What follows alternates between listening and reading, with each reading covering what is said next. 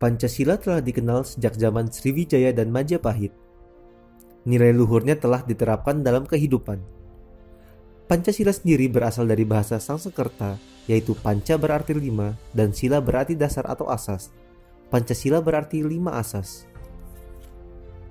Istilah Pancasila terdapat dalam buku Negara Kertagama karangan Empu Prapanca dan buku Sutasoma karangan Empu Tantular, yang artinya adalah berbatu sandi yang 5 atau pelaksanaan kesusilaan yang 5.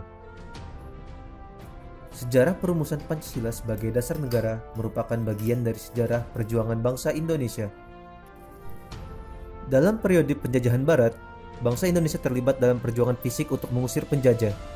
Perlawanan terhadap penjajahan Barat tersebut terjadi hampir di seluruh wilayah Indonesia, tetapi belum terkoordinasikan dengan baik dan bersifat kedaerahan. 20 Mei 1908, Dr. Sutomo mendirikan Budi Utomo yang merupakan organisasi pelopor gerakan nasional. Oleh karenanya, setiap tanggal 20 Mei ditetapkan sebagai Hari Kebangkitan Nasional. Perjuangan pergerakan non-fisik mulai menampakkan hasilnya dengan diselenggarakannya Kongres Pemuda Nasional yang menghasilkan Sumpah Pemuda pada tanggal 28 Oktober 1928. Pada tanggal 9 Maret 1942, pemerintah Hindia Belanda menyerah tanpa syarat kepada Jepang dan mulailah pendudukan Jepang di Indonesia. 3 tahun berselang, Jepang terdesak oleh sekutu, sehingga Jepang berusaha untuk menarik simpati bangsa Indonesia dengan menjanjikan kemerdekaan bagi Indonesia di kemudian hari.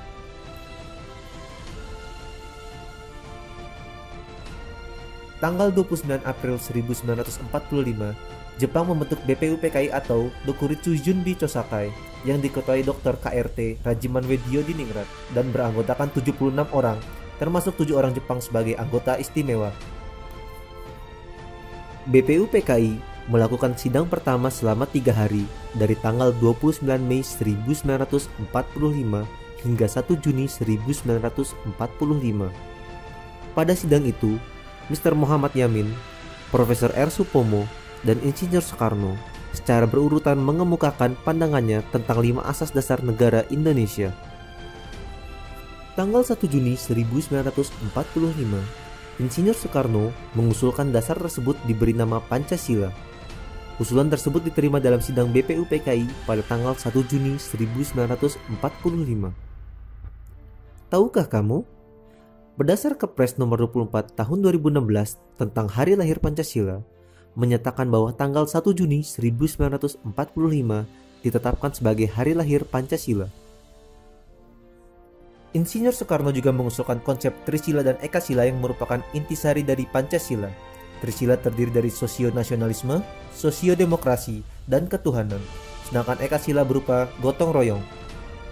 Tindak lanjut dari sidang BPUPKI adalah dibentuk tim 9 yang menghasilkan Piagam Jakarta pada 22 Juni 1945. Sedangkan sidang kedua BPUPKI 11 Juli 1945 menghasilkan rancangan teks proklamasi, rancangan pembukaan Undang-Undang Dasar dan rancangan batang tubuh Undang-Undang Dasar. Rancangan Dasar Negara terdapat dalam alinea 4 Piagam Jakarta 22 Juni 1945. Namun terdapat perbedaan dengan naskah Pancasila. Sila pertama pada Piagam Jakarta berbunyi, ketuhanan dengan kewajiban menjalankan syariat Islam bagi pemeluk-pemeluknya. Tanggal 7 Agustus 1945, BPUPKI dibubarkan dan dibentuk Panitia Persiapan Kemerdekaan Indonesia atau PPKI yang beranggotakan 27 orang dan diketuai oleh Insinyur Soekarno. PPKI atau Dokuritsu Junbi Inkai bertugas menyelenggarakan kemerdekaan Indonesia. PPKI menyelenggarakan sidang pertama pada 18 Agustus 1945, sehari setelah proklamasi kemerdekaan. Dengan mengedepankan persatuan dan kesatuan, sebelum sidang dimulai, Dr. Andes Muhammad Hatta mengusulkan perubahan sila pertama dengan menghapus 7 kata menjadi Ketuhanan yang Maha Esa. Naskah Pancasila menjadi sebagaimana yang sekarang. Dalam sidang PPKI pada tanggal 18 Agustus 1945 ditetapkan 1. Mengesahkan Undang-Undang Dasar 1945 yang di dalamnya terdapat dasar negara Pancasila. 2.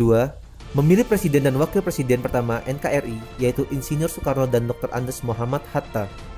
Ibarat suatu bangunan, Negara Kesatuan Republik Indonesia didirikan di atas suatu pondasi atau dasar yang terdiri dari 5 asas yang dinamakan Pancasila. Sebagai paham filosofis, Pancasila memiliki 2 pengertian, yaitu Pancasila sebagai pandangan hidup dan Pancasila sebagai dasar negara. Pancasila sebagai pandangan hidup atau way of life atau Weltanschauung dalam bahasa Belanda harus dapat dipertanggungjawabkan secara logis dan dapat diterima oleh akal sehat. Dalam pelaksanaannya sehari-hari tidak boleh bertentangan dengan norma agama, norma kesusilaan, norma sopan santun, serta norma hukum yang berlaku.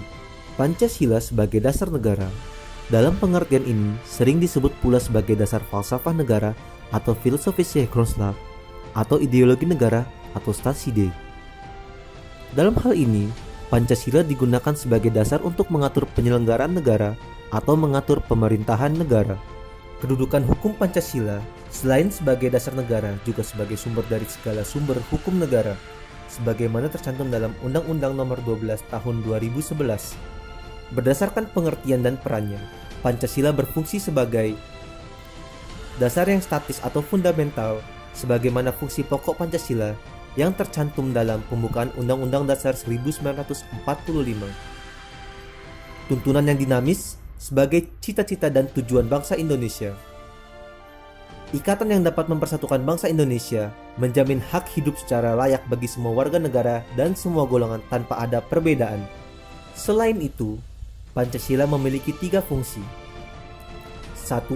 Fungsi yuridis ketatanegaraan yang merupakan fungsi pokok atau fungsi utama dari Pancasila sebagai dasar negara. 2. Fungsi sosiologis, yaitu apabila dilihat sebagai pengatur hidup kemasyarakatan pada umumnya. 3. Fungsi etis dan filosofis, yaitu apabila fungsinya sebagai pengatur tingkah laku pribadi. Dalam hal ini, Pancasila berfungsi sebagai philosophical way of thinking atau philosophical system.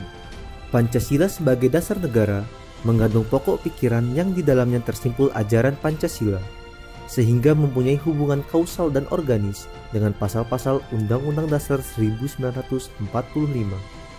4 pokok pikiran yang merupakan suasana kebatinan dari Undang-Undang Dasar 1945 tersebut terdiri dari: pertama, negara melindungi segenap bangsa Indonesia dengan berdasarkan persatuan dalam sila ketiga.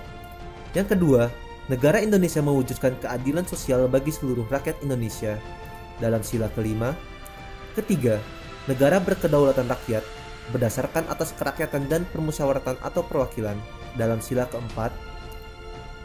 Yang keempat, negara berdasarkan ketuhanan yang Maha Esa menurut dasar kemanusiaan yang adil dan beradab, yaitu sila ke-1 dan ke-2.